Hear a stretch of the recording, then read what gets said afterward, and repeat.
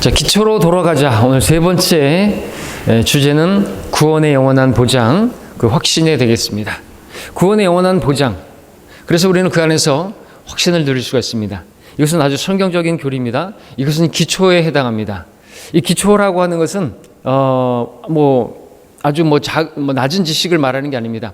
우리를 서 있게 만드는 기초가 되는 것이죠. 구원의 영원한 보장, 구원의 확신이 없이 우리가 어떻게 서 있을 수가 있겠습니까?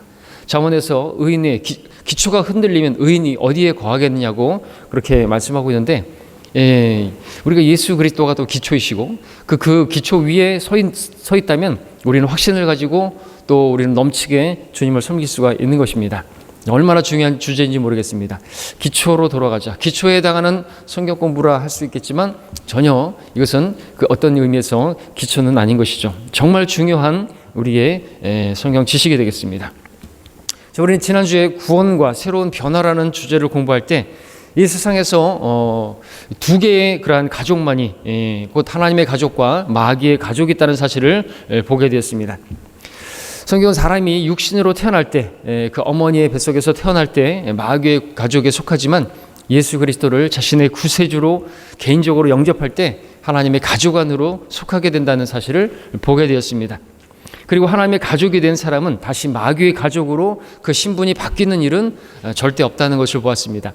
마귀에게 어느 부분 점유당할 수는 있어도 그의 완전한 소유가 될 수는 없는 것입니다. 신분이 바뀔 수는 없는 것입니다. 상태가 마귀의 종으로 살 수도 있고 마귀에게 그렇게 점유돼서 어떤 일부분 마귀가 원하는 마귀에게 유익을 주는 그런 모습은 있을 수 있지만 절대로 우리가 구원을 잃어버려서 다시 마귀의 소유가 되는 일은 없는 것이죠. 자, 예수를 구주로 영접한 사람이라면 성경이 말씀하는 구원이 어떠한 구원인가를 반드시 알아야만 합니다. 자, 그렇다면 우리는 어떤 근거로 나는 구원받았다, 나는 죽어도 하늘나라 간다, 절대로 지옥에 가지 않는다 라는 사실을 확신할 수가 있는 것입니까? 우리가 받은 구원을 어떻게 확신할 수 있는 것인가? 그 구원은 어떻게 영원히 보장될 수 있는 것인가? 보장되는가에 대해서 우리가 성경적인 근거를 가지고 이유 있는 확신을 우리가 가져야 되겠죠. 우리 믿음은 근거가 분명하게 있어야 됩니다. 말씀에서 얻어야 되겠죠. 그 말씀이 무엇을 말씀하시는지 알아야 우리가 확신을 가질 수가 있겠죠. 그게 없다면 구원의 영원한 보장, 구원의 확신이라는 것은 그냥 뜬구름 같은 얘기가 될 것입니다. 자, 그럼 본론으로 이제 첫 번째, 구원의 영원한 보장의 근거가 무엇일까요? 그것은 첫 번째로 우리가 하나님의 자녀로 태어났기 때문에 라는 것입니다. 요한복음 1장 12절 13절입니다. 지난 시간에 이어서 공부하는 주제가 되겠죠. 우리가 봤던 구절입니다. 요한복음 1장 12절 13절을 보시게 되면, 그러나 누구든지 그를 영접한 사람들에게는 하나님의 아들들이 되는 권세를 주셨으니 즉 그의 이름을 믿는 사람들에게니라. 그들은 혈로나 육신의 뜻으로 또한 사람의 뜻으로 나지 아니하였고 하나님에게서 난 사람들이라 하자. 하나님께로부터 태어난 사람들입니다. 그들이 누구죠? 누구라도 바로 예수님을, 그분을 영접한 사람들에게 하나님의 아들들이 되는 권세를 주셨습니다. 바른 성경은 하나님의 아들들이라고, 자녀가 아니라 결국 우리가 정말 하나님의 아들 예수 그리스도를 영접한 그들은 모두가 다 하나님의 아들들과 같은 모습으로 변모될 것이기 때문에 그렇게 말씀을 하고 있습니다. 근거는 바로 하나님께로 태어난 것이고요. 또 그 방법은 그의 이름을 믿는 사람들에게니라 하죠.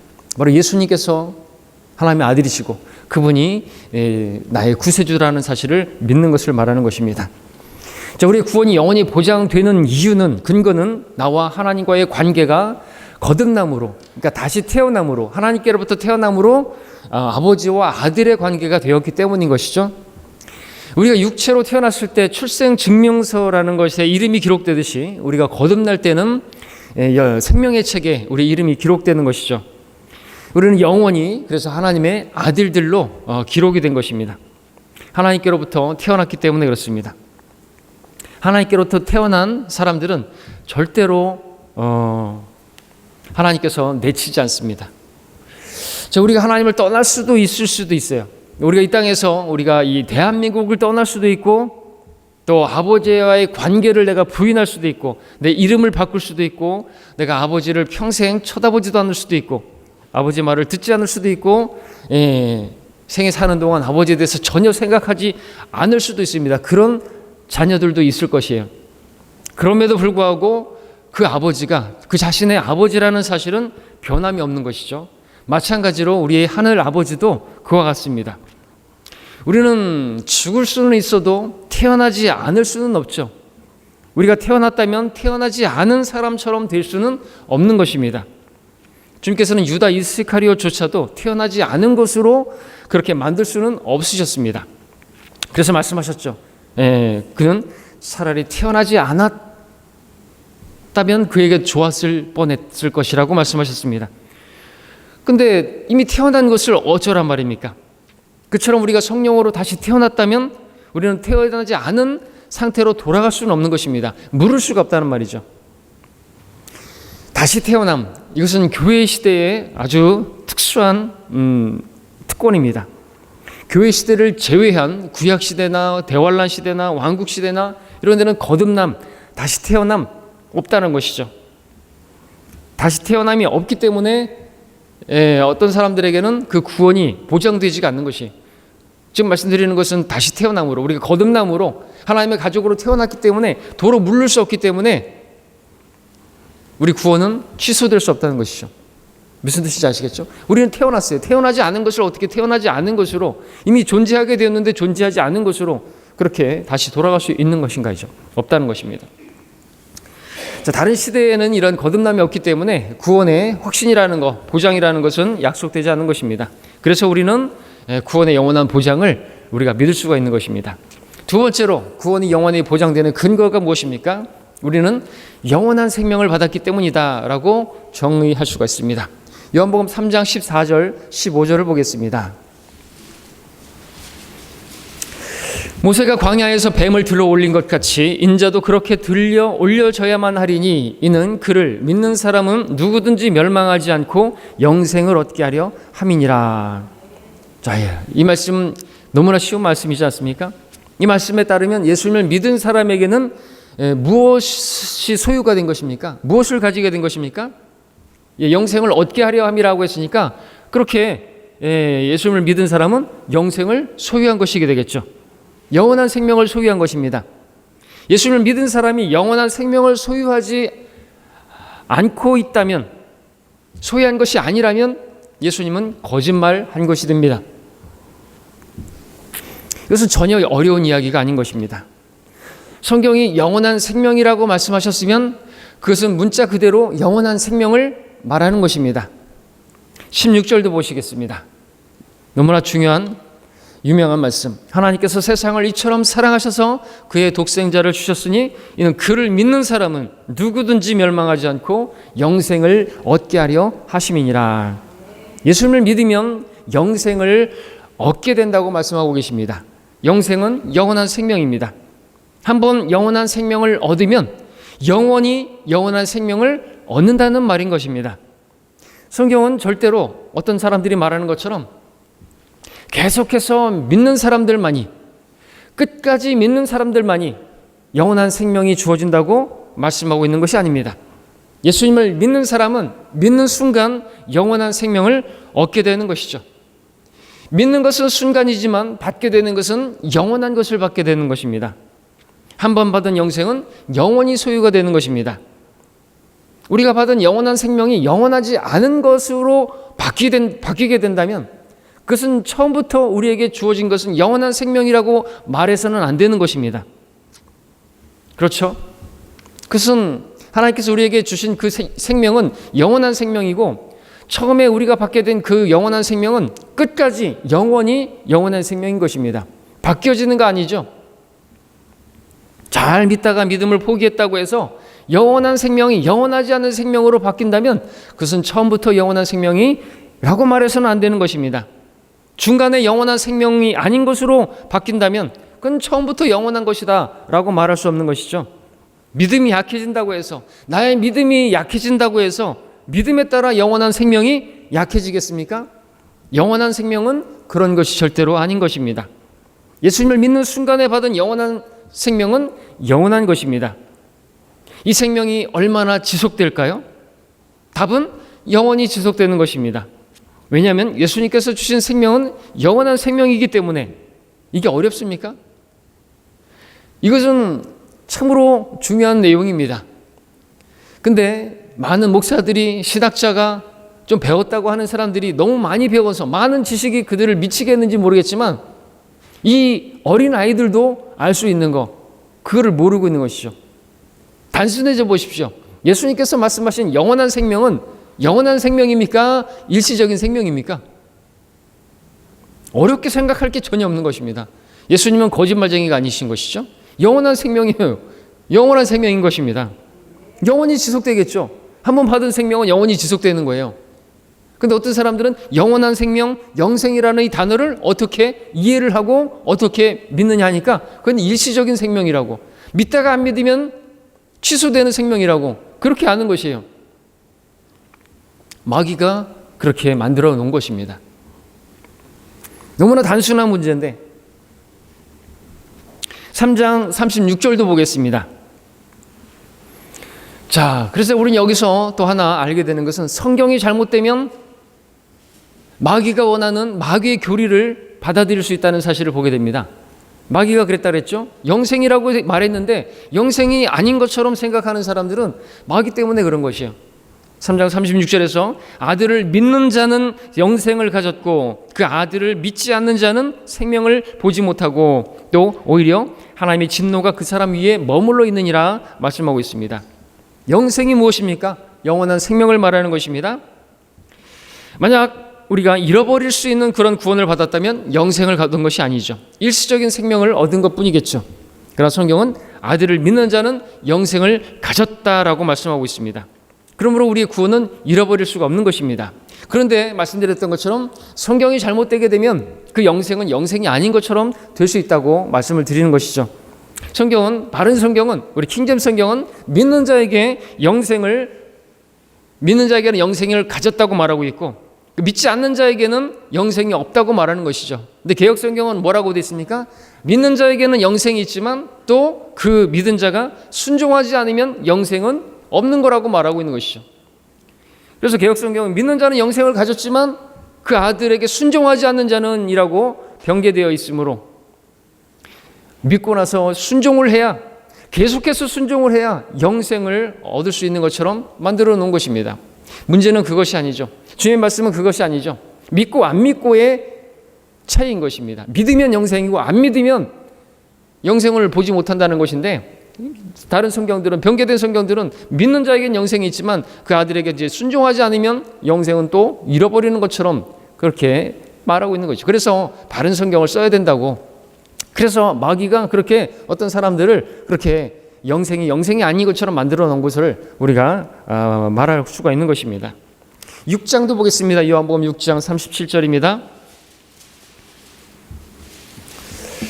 아버지께서 내게 주시는 자는 다 내게로 올 것이요 또 내게 오는 자는 내가 결코 내어 쫓지 아니하리라. 하나님께서는요, 어떤 경우에라도 그렇게 하나님께로부터 태어난 하나님의 자녀를 내어 쫓지 않으시는 것입니다. 우리가 예수님께로 가면요, 예수님께서는 절대로 내어 쫓지 않습니다. 여러분들, 우리가 악하다 할지라도 우리 자녀들에게 좋은 것을 줄 알거든 하물며 우리 하늘의 아버지께서는 구하는 자들에게 더 좋은 것을 주시고 또 성령을 주신다고 말씀하셨는데, 하나님께서 쫓아내시겠습니까? 우리도 우리 자녀를 내쫓지 않는데 어떻게 하늘 아버지께서 우리를 내어쫓겠습니까?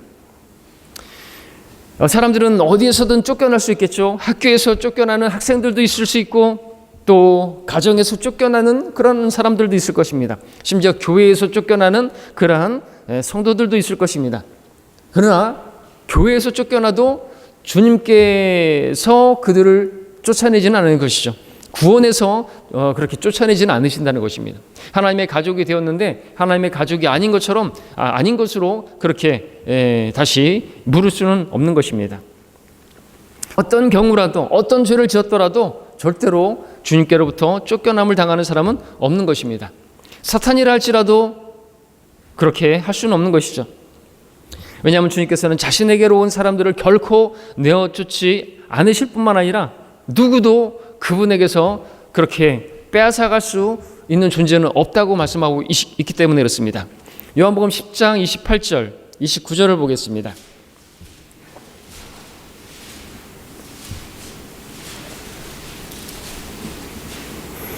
내가 그들에게 영생을 주노니 그들은 영원히 멸망하지 않을 것이며 또 아무도 나의 손에서 그들을 빼앗지 못할 것이니라. 그들을 나에게 주신 나의 아버지는 많이보다 더 위대하시니 아무도 나의 아버지의 손에서 그들을 빼앗아갈 수 없느니라 말씀하고 있습니다. 자, 우리는 이 말씀을 신뢰해야만 하는 것입니다. 주님은 결코 주님께로 온 사람을 내어 쫓지 않으시고 또 주님께로 온 사람은 누구도 빼앗아갈 수가 없는 것입니다. 마귀도 빼앗아갈 수가 없는 것입니다. 마귀가 아무리 대단하다 할지라도 하나님보다 대단할 수는 없죠. 우리는 이 말씀에 따르면 어디 있는 것입니까? 우리는 하나님 손 안에 있는 것이죠. 또 우리는 나의 손에서라고 했으니까 예수 그리스도의 손 안에 있는 것입니다. 우리는 이중 안전장치가 있다고 말씀드렸죠. 하나님 안에 있고 우리는 예수 그리스도 안에 있고, 그러니까 마귀가 우리를 빼앗아가려고 한다면 하나님을 쳐서 이겨야 하고 또 예수 그리스도를 쳐서 이겨야 하고, 그래서 그 안에 있는 우리를 빼앗아가야 되는데 그 누구도 하나님에게서 빼앗아갈 수 있는 존재는 사탄도 포함해서 있을 수가 없는 것입니다. 자, 그래서 구원받은 우리가 구원을 확신할 수 있는 것은 두 번째로 말씀드린 것은 뭡니까? 영원한 생명이 우리에게 주어졌기 때문에 우리의 구원은 영원히 보장된다는 사실을, 이 단순한 진리를 우리가 믿어야 되는 거죠. 이 단순한 말씀을, 근데 단순함에서 떠나게 되면, 마귀가 혼란케 만들면, 그렇게 변개된 성경을 쓰게 되면 혼란케 되는 것입니다. 그래서 바른 성경으로 돌아가자고 계속해서 우리가 기독 교계를 향해서 선포했던 것이죠. 또 세 번째로 근거가 무엇입니까? 에베소서 1장을 보겠습니다. 우리의 구원이 영원히 보장되는 근거, 우리에게 보증인이 있기 때문에 그렇습니다. 바로 성령님이십니다. 에베소서 1장 13절 14절입니다. 제가 읽습니다.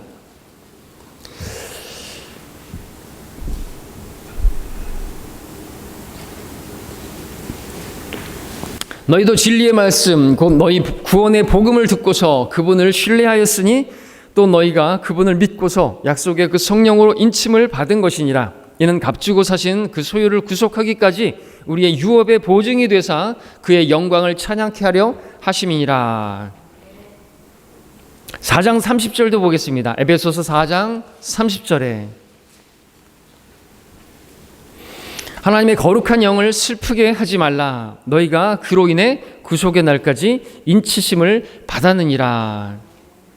성령께서 우리 안에 들어오시고 스스로 인을 치셨다고 말하고 있습니다. 나가지 않으시겠다라는 그러한 의지시죠. 봉인한 것입니다. 영원히 우리 안에 거하시겠다고 말씀하시는 것이죠. 성령께서 한번 우리 안에 들어오시면 이 신약 시대의 성도들은 절대로 성령님이 떠나지 않으신다는 것을 지금 우리가 에베소서 1장 읽은 말씀과 4장에서 보게 되는 것입니다. 그렇기 때문에 우리의 구원은 확신할 수가 있는 것이죠. 성령의 전으로 삼으셨습니다. 그러나 이와 같은 성령님의 역사가 이 신약 시대 외에 다른 시대에서는 없었던 것이죠. 그래서 구약 시대에는 어떻습니까? 하나님의 영 성령께서 어떤 사람 안에 들어갔다가 그가 범죄하게 되면 나오게 되시기도 하셨어요. 사울 같은 경우 하나님의 영께서 성령께서 그에게 임하셨지만 그가 범죄했을 때 하나님께서 그를 버리셨을 때 하나님의 영이 떠났죠. 그리고 다윗에게 하나님의 영이 들어갔고, 다윗 같은 경우는 어땠습니까? 그가 범죄했을 때 주의 영을 나에게서 거두지 말아달라고 그렇게 간구하지 않았습니까? 그것은 주의 영이 그렇게 떠날 수 있기 때문에 그렇습니다. 삼손 같은 경우 어땠습니까?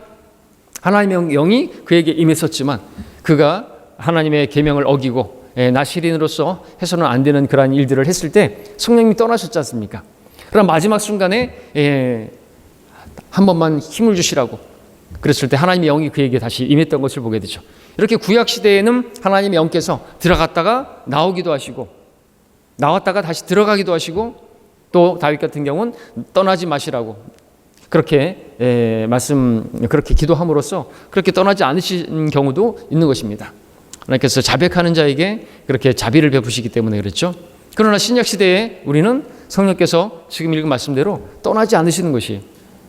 그래서 이 성령님의 역사 때문에 우리는 구원을 확신할 수 있는 것입니다. 한번 구원은 영원한 구원이라고 말할 수가 있는 것이죠. 우리는 이런 말씀 때문에 구원을 확신하는 것입니다. 한번 구원은 영원한 구원이다. 은혜 시대에 살고 있습니다. 정말 은혜 위에 은혜이죠. 자, 네 번째로 구원이 영원히 보장되는 근거. 다시 말씀드리지만 이것은 기초로 돌아가는 것이지만 이거 기초 성경 공부가 아닌 것입니다. 우리의 확신을 위해서, 우리가 넘치게 주를 섬기기 위해서 필요한 그러한 지식인 것입니다. 자, 네 번째, 구원이 영원히 보장되는 근거는 하나님의 은혜 때문에 그렇습니다. 은혜. 에베소서 또 이제 펼쳐져 있죠. 2장 8절과 9절을 보겠습니다. 너희가 믿음으로 말미암아 은혜로 구원을 받았으니 이것은 너희에게서 난 것이 아니요 하나님의 선물이라. 행위에서 난 것이 아니니 아무도 자랑하지 못하게 하려 하심이니라. 우리가 받은 구원은 어떠한 행위 없이, 행한 것이 아무것도 없는데 전적으로 하나님께서 아무것도 아닌 나에게 은혜를 베푸셔서 구원해 주신 것입니다. 은혜가 무엇인지 모르는 사람들이 너무나 많은 것을 보니까 안타깝죠. 은혜가 무엇입니까? 은혜는 받을 만한 어떤 일을 하지 않았는데, 받을 만한 자격이 없는데 그런 나에게 하나님께서 그냥 값없이 나에게 은혜로 어떤 호의를 베푸시는 것을, 그냥 호의를 베푸시는 것, 그것을 은혜라고 말하는 것이, 받을 만한 자격이 없는 자에게 베풀어지는 하나님의 선물, 그것이 은혜이죠. 은혜. 우리는 하나님의 은혜에 근거해서 내가 구원받은 그 구원이 보증받고 또 우리가 확신할 수가 있는 것입니다. 선물이라고 말씀하고 있습니다.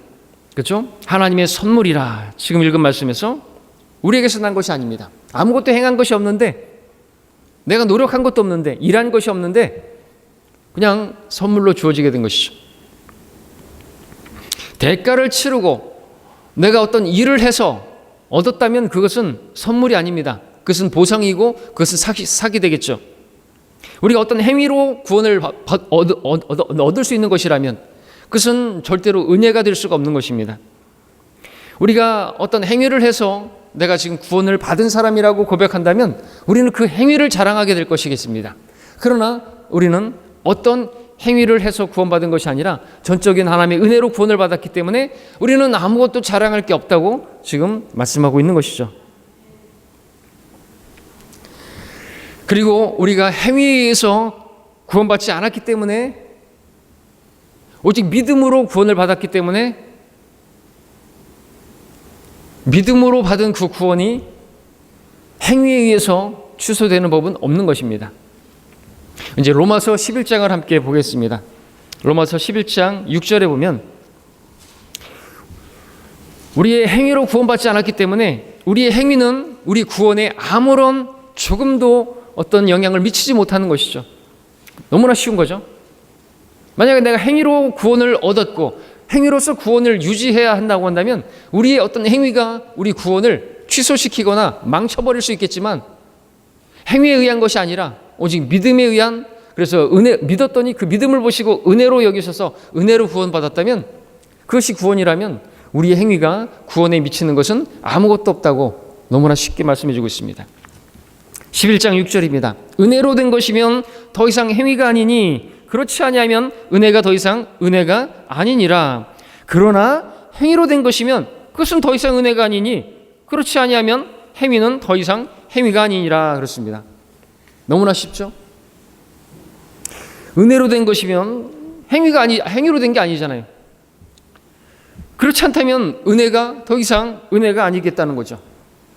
그러나 행위로 된 것이면 그것은 더 이상 은혜가 아닌 것이죠.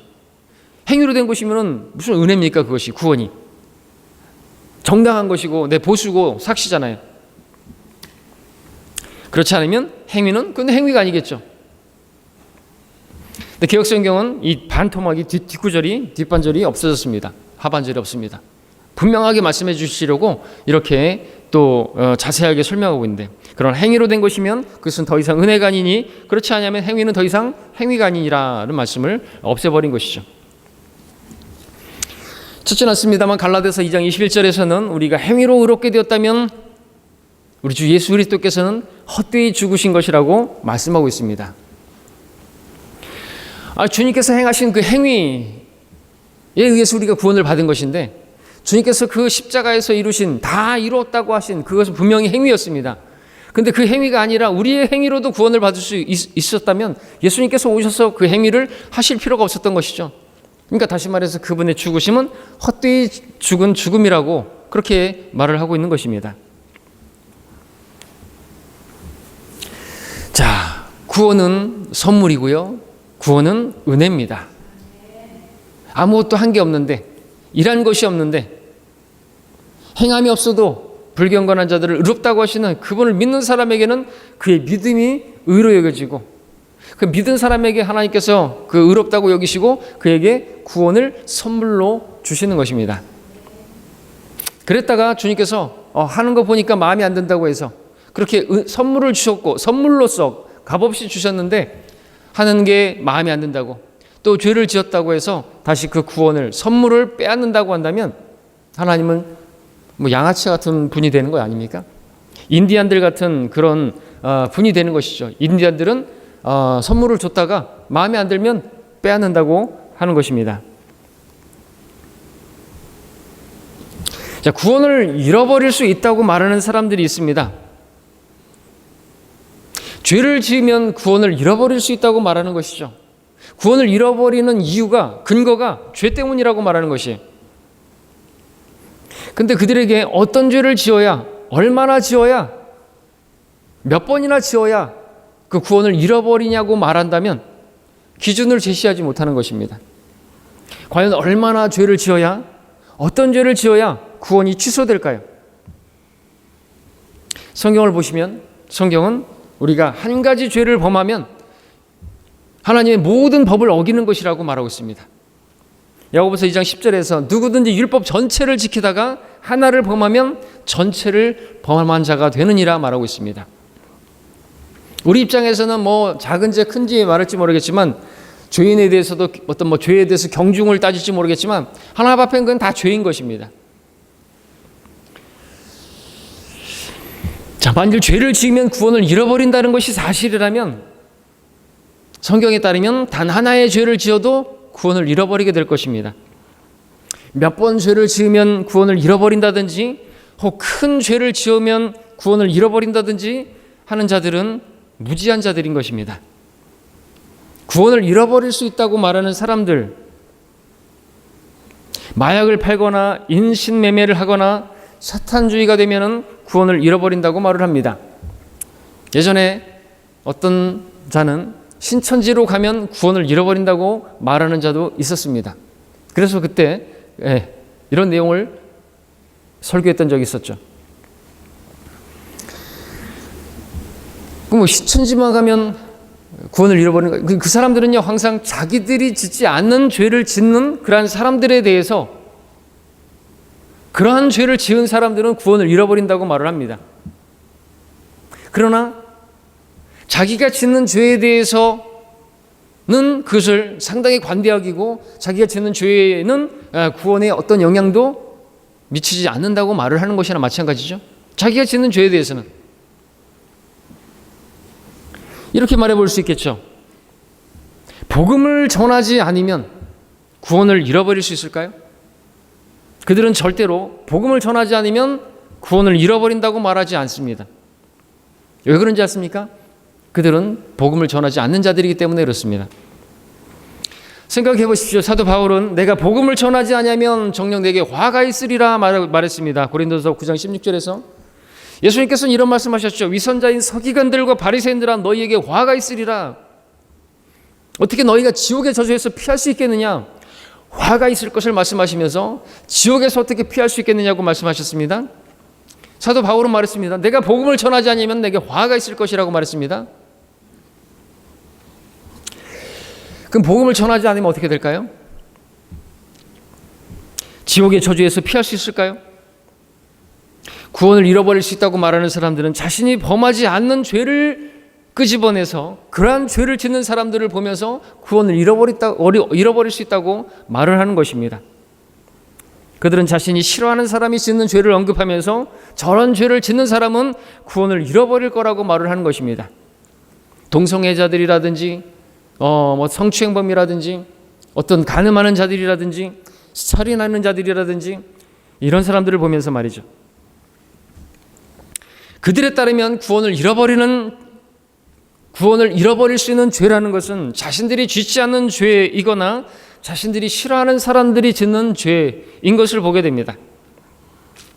그들에게 묻고 싶습니다. 성경에서 말씀하시는 가장 큰 명령이 무엇이죠? 가장 큰 계명, 첫째가 하는 계명이 무엇이죠?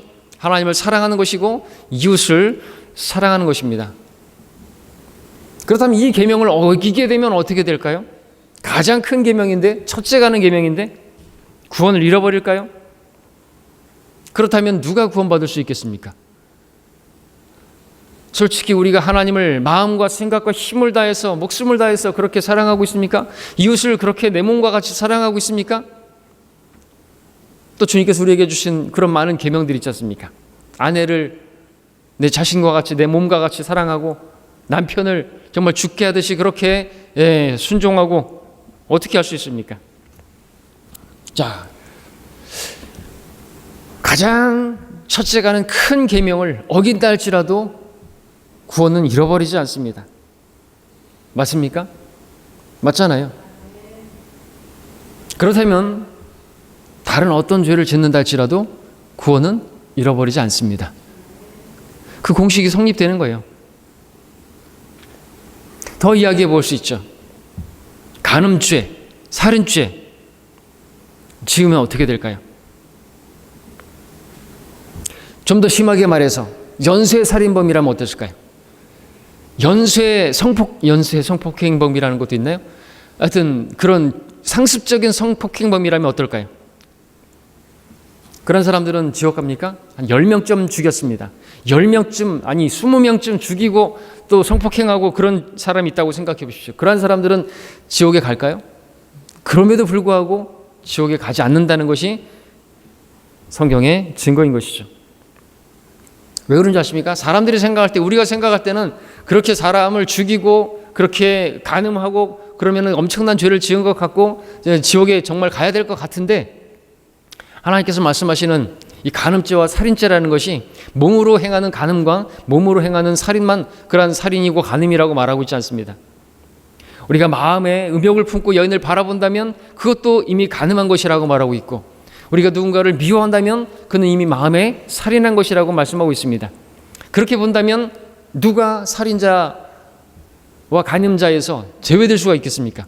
얼마나 많은 살인을 저지르고 얼마나 많은 간음을 저지르고 있는 것이냐. 누가요? 구원받았다고 하는 사람들이. 그러므로 간음죄가, 살인죄가 우리를 구원을 취소시킨다고 하고 구원을 잃어버리게 만든다면 누구도 구원받을 수가 없게 되는 결과에 이르게 되는 것이죠. 자, 지금 말씀드린 것처럼 은혜로 된 것이면 더 이상 행위가 아니고, 행위로 된 것이면 더 이상, 그러면 우리가 행위로서 또 구원이 실수될 수 있겠지만 더 이상 그것은 은혜가 아니기 때문에, 은혜로 된 것이면 더 이상 우리의 행위가 우리의 구원을 취소할 수 없다라는 것이 로마서 11장 6절의 말씀이었는데, 이 말씀을 눈뜨고도 보지 못하는, 깨닫지 못한다면 그 사람은 진짜 영적인 소경일 것이고요. 영원한 생명을 이라고 기록된 그 말씀을 보면서도 그것이 영원한 생명이 아니라고 그렇게 보는 사람은 그야말로 눈뜬 소경이 될 것입니다. 소경이 소경을 인도하고 있는 이런 이 시대를 보고 있는 것이죠. 어떻게 됩니까? 둘 다 구덩이에 빠지게 되는 것이죠. 멸망하게 되는 것입니다. 다섯 번째로 구원이 영원히 보장되는 이유는 무엇입니까? 근거는 무엇입니까? 그리스도의 몸의 지체가 되었기 때문입니다. 에베소서 5장 30절을 보겠습니다. 에베소서 5장 30절, 이는 우리가 그의 몸과 그의 살과 그의 뼈의 지체임이라. 이런데도 구원이 잃어버릴 수 있는 것인가?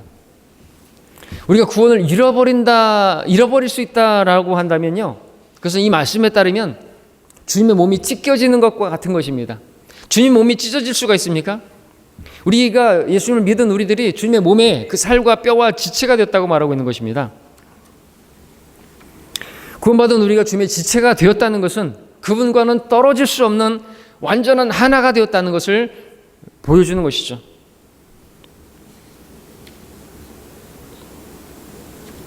마태복음 19장 6절에는 이런 말씀이 있습니다. 그러므로 이제 그들은 둘이 아니요 한 몸이니라. 그러므로 하나님께서 결합시켜 주신 것을 사람이 나눌 수가 없다고 말했습니다. 하나님께서 결합시켜 준 것입니다. 이것은 혼인에 관한 말씀이죠. 근데 이 말씀을 여기에 우리가 적용한다면 우리는 주님과 혼인한 사람들인 거예요. 주님은 우리의 신랑이시고 우리는 주님의 신부가 되었습니다. 우리는 그분의 몸을 이루는, 그분은 머리가 되시고 우리는 그 몸의 지체가 되었습니다. 하나님께서 그렇게 합쳐주신 것이죠. 하나님께서 결합시켜 주신 것입니다. 이것은 누구도 나눌 수가 없다고 말하고 있는 것이죠.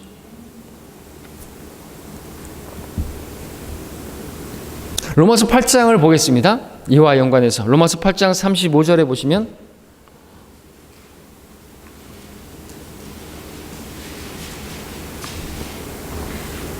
누가 우리를 그리스도의 사랑에서 떼어놓을 수 있으리요? 환난이나 곤경이나 박해나 기근이나 헐벗음이나 위험이나 칼이랴. 바울은 목배임 죽임당했습니다. 십자가를 지지 않았습니다. 로마 시민권자였기 때문에. 그런데 우리가 또 생각해 볼 수 있는 것은 바울이 목배임을 당한 이유가 무엇입니까? 36절을 보게 되면 기록된 바와 같이 우리가 주를 위하여 온종일 죽임을 당하였으며 도살당할 양으로 여김을 받았나이다. 도살당할 양처럼 그렇게 목이 잘라진다 할지라도 그래도 그리스도의 사랑에서 떼어질 수는 없는 것입니다. 떼어놓을 수 없는 사랑인 것이죠. 어떤 자들이 그렇게 머리이신 주님과 몸인 교회를 분리시키기 위해서 마치 사도 바울의 목을 잘라서 주님에게서 떨어뜨려 놓으려고 해도 목이 달아나는 한이 있더라도, 그렇게 내 머리와 몸이 떨어지는 한이 있더라도 머리이신 주님과 교회인 그 주님의 몸과는 떨어질 수가 없다는 것을 보여주고 있는 것이죠. 그러니까 목이 잘려지는 것조차도 그건 큰 문제는 아니다라는 거죠.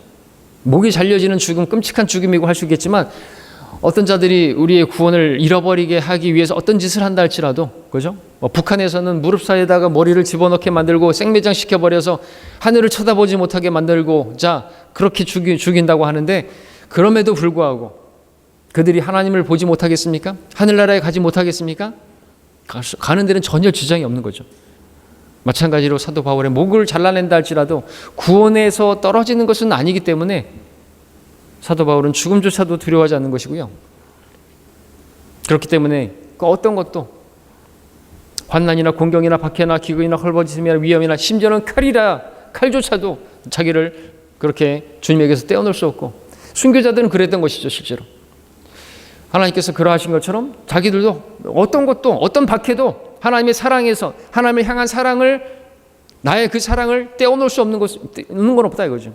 세상도, 세상의 정욕도 나를 주님을 향한 사랑에서 떼어놓을 수 있는 것이 없고, 어떤 박해도 죽인다고 해도 주님을 사랑한다는 그 사랑의 고백을, 주님을 믿는다는 그 고백을 번복하거나 믿음을 부인하거나 그러지는 않았던 것입니다.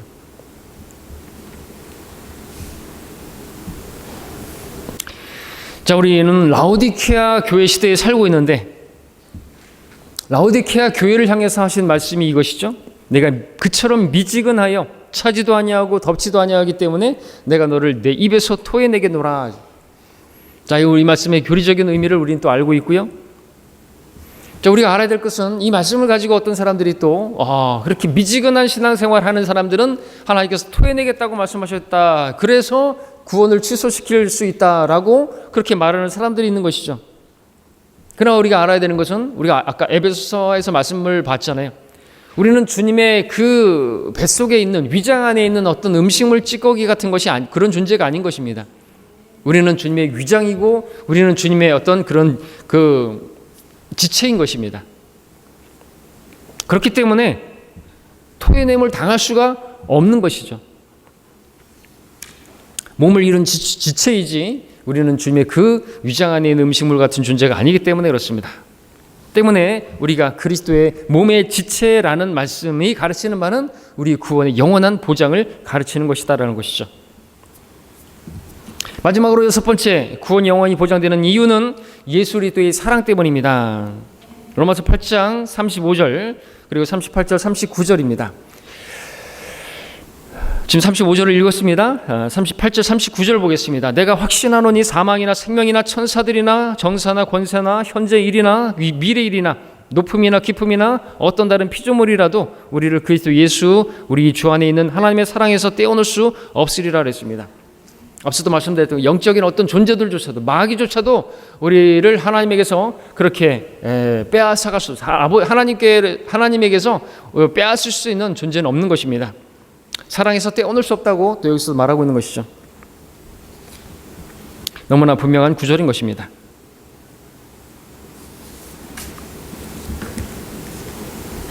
자, 이렇게 구원의 영원한 보장, 아주 중요한데 이것을 가르치지 않는 사람들이 참 많은 것이 안타까운 현실인 것입니다. 자, 어떤 사람들은 우리 이 구원의 영원한 보장을 가르치게 되면은 위험하다고 말을 하는 것이죠. 그것은 좋은 열매를 맺지 못한다고. 구원파를 예를 들면서 구원파가 맺는 열매를 봐라. 구원받은 막합하다. 이렇게 말을 하기도 하고. 근데 성경에 따르면요, 누가 좋은 열매를 맺는 것입니까? 구원의 확신을 가지는 사람이, 구원의 영원한 보장을 믿는 사람들이 열매가 좋지 않는 것입니까? 아니죠. 성경은요, 우리의 섬김의 동기가 사랑이어야 한다고 말하고 있습니다. 모든 일을 사랑으로 행하라고 말하고 있습니다. 진정한 섬김은 구원받은 성도가 하나님을 사랑하는 사랑에서 그렇게 섬기는 것이죠. 안 섬기면 구원을 취소한다고 그렇게 겁줘서 되는 게 아닌 것입니다.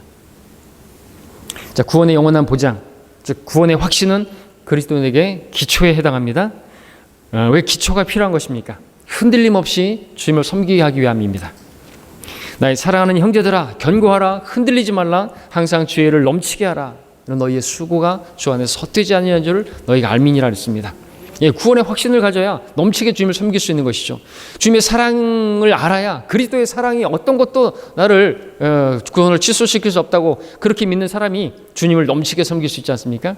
그러므로 어떤 사람들이 오해하는 것처럼 이 구원의 영원한 보장은 우리의 죄를 주장시키고 열매를 맺는 데 있어서 안 좋은 열매를 맺게 하는 그러한 교리가 아니라 넘치게 확신 있게 더 주님을 섬기게 하는 그러한 교리인 것을 우리가 믿는 것이죠.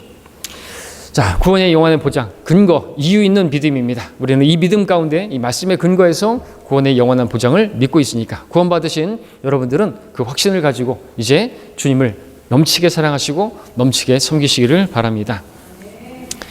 여기까지 하고 마치겠습니다.